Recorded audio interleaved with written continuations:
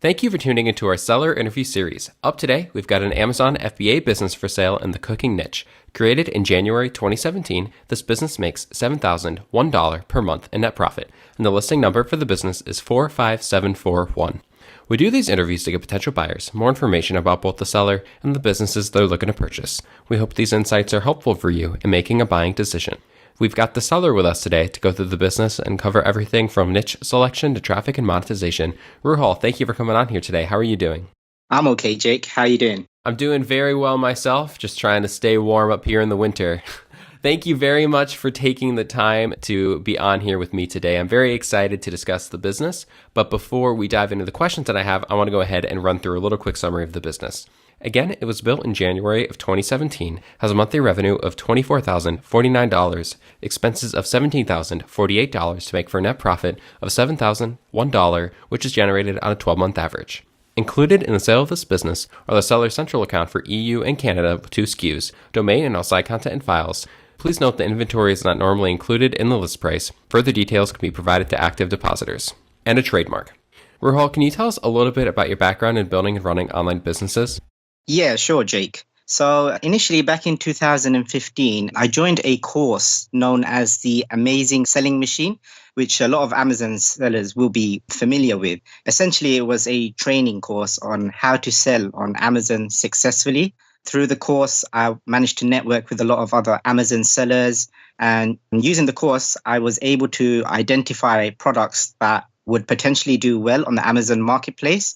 Unfortunately, the first product I launched was a bit of a failure. Sales and margins were poor, but the experience and knowledge that I gained was vital to finding the success in my next product, which is my existing product. And the existing product was actually an instant success. We saw massive growth in Europe and Canada. And the sales from 2016 onwards has been just growth year on year. And it's allowed me to do a lot of things that I wasn't able to do. I got married 2 years ago and I've traveled to over 10 different countries with my wife. So yeah, it's been an amazing journey. Well, congrats on getting married. And you said that you've been able to travel and run this business remotely for the last few years? That's correct, yes. Mm-hmm.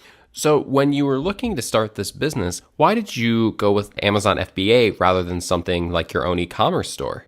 Yeah, good question. I think the FBA model is a lot more scalable. It's a streamlined model and there is massive opportunity for growth.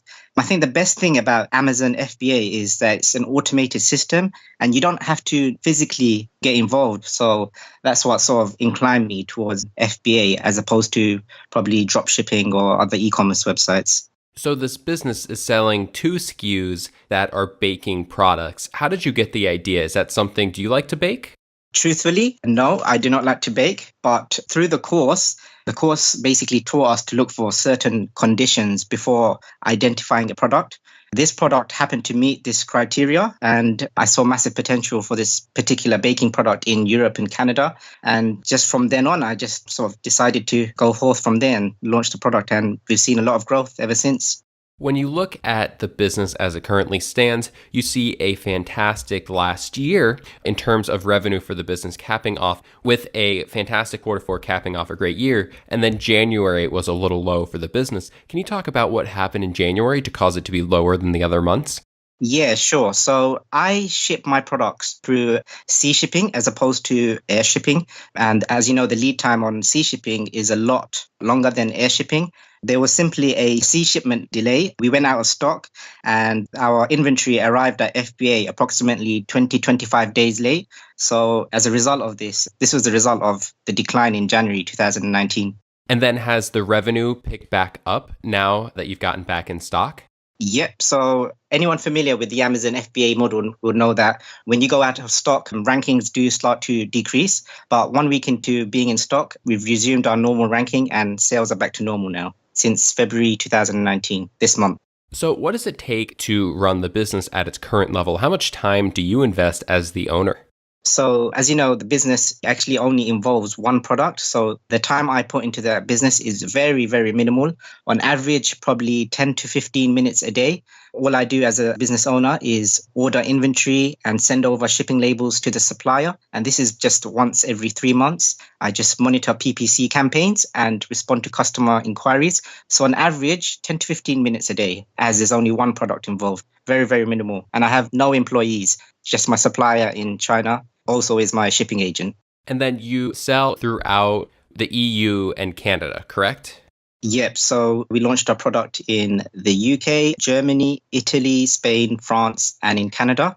Germany would account for 30 to 35% of our revenue. The UK would be about 25 to 30%. And the remaining EU countries and Canada would probably make up the remaining 40% of our revenue. Is there a reason why you don't currently sell in the US? Yeah, so this would probably be one of my downfalls. I would say I'm quite a risk adverse person. So although I know there was massive potential to probably launch this in the USA, I saw there was a lot of competition in the USA. And at the time in 2016, I saw there was massive potential for this particular product in EU and in Canada because there were not that many sellers selling this product. And so I decided to go for a more less risk sort of strategy by launching the product into the EU and Canada as opposed to the USA. But then do you feel like launching in the US would be an opportunity for growth for the new owner of the business?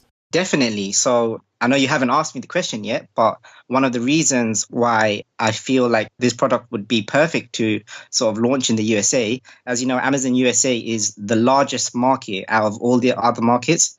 But the reason why I personally did not launch in the USA is I feel that I, as an individual, do not probably possess the skills and not experienced enough to grow the business to that sort of level. It got to a stage where we did see year on growth, but it would take someone, I think, that's really experienced with Amazon USA and possibly with other e-commerce platforms to probably find success in the USA. Just on a side note, checking the revenue in the USA for this product, I've seen in Q4, i.e. from November to January, there's a potential for this product to possibly do about 150,000 to 200,000 a month. So it's a real opportunity to grow here. And if someone comes in with the right skill set, I mean, that's something you would definitely recommend here. And it also helps. You've recently acquired a trademark, correct? Yeah, that's correct. So our trademark went live 2 weeks ago, I believe. Yeah, about approximately 2 weeks ago. Have you looked at acquiring Amazon Brand Registry? To be honest, I didn't really look into it, but from what I've heard, in order for you to be eligible for brand registry, you had to be trademarked. So because our trademark only sort of went live 2 weeks ago, I think only now it'll be eligible for brand registry 2.0, I believe. Mm-hmm. Yes, that's correct. So I was just wondering if, since you got the trademark a couple weeks ago, if that was something you'd looked into. I didn't really look into it much, but that would be another sort of thing that a potential buyer could do within this trademark going live. So the business is doing well. It's growing. In December, in particular, you did $17,000 in net profit. Why have you decided to sell the business today rather than keep it and grow it yourself?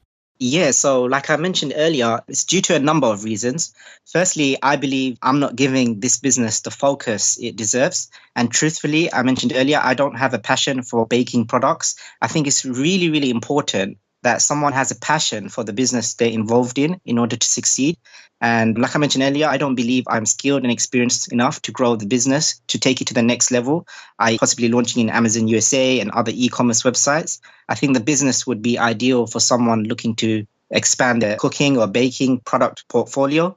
And I think I would use the capital gain from selling this business to go into other business ventures that I feel I'm more passionate about.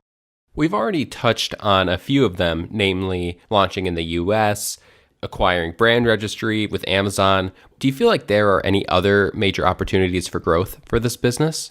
Yeah, so I know you've mentioned Amazon USA, but Amazon have recently, I believe, growing in Australia and in Japan. And from quick view that I've done in Amazon Japan and Amazon Australia, there are no products or maybe very few products out there like our product. So there's massive potential there. There's Shopify, which is known to sort of generate lots of sales. There's also, I believe, Walmart in the USA, Walmart online specifically, because from what I've read in a sort of recent news article, Walmart online is growing at an exponential rate. And hopefully they plan that within 5 to 10 years' time, they can possibly compete with Amazon USA. Do you feel like there are any potential risks associated with this business that a new owner should be aware of? Yeah, as with any business, I would say there are many risks. I think the risk specifically pertaining to this business, I think a potential buyer might be fearful that the business actually involves only one product. So they might view it as something high risk. But the reality is the product is actually launched in 6 different countries, and each marketplace is governed by its own rules. There's different levels of competition, different customer base. So when a listing does actually get blocked, say, for example, on Amazon Germany, it only affects that respective market. It doesn't affect the whole sort of EU account. So in simple terms, it is essentially like having 6 different products on 6 different marketplaces. Another risk I would say is competition as usual. However, I would say that having built a good relationship with our supplier over the years, we source our product at a very, very good price. We keep our costs at an absolute minimum. We import in bulk through sea shipments as opposed to air. And this allows us to keep good margins and have a very good advantage over our competitors. If someone came to you and said, hey, Rahul, I want to get started with my own Amazon FBA business. I want to do what you do, where I can go ahead, work anywhere in the world, manage this business, no problem. What advice would you have for someone who wants to get started and wants to be successful with Amazon FBA? Yeah, sure. I'm sure a lot of people have seen on the internet many different courses teaching you on how to sell on Amazon FBA. Number one thing I would say is definitely take action. And I would recommend a course called possibly the Amazing Selling Machine, which was a course that I did. It really has sort of like up-to-date news on how to successfully launch products on Amazon, teaches you sort of new ranking methods, how to identify a sustainable product. So I would definitely recommend the course called The Amazing Selling Machine. Would you commit to a non-compete? Yeah, certainly. I would commit to a non-compete. And how much support are you willing to offer a new owner during the transition period? I'll be willing to offer Skype and email support for up to 30 days. And if a potential buyer really wants me to, I can possibly run the business for them for a couple of weeks until they're sort of happy to take over. Are you open to negotiating on something like an earnout?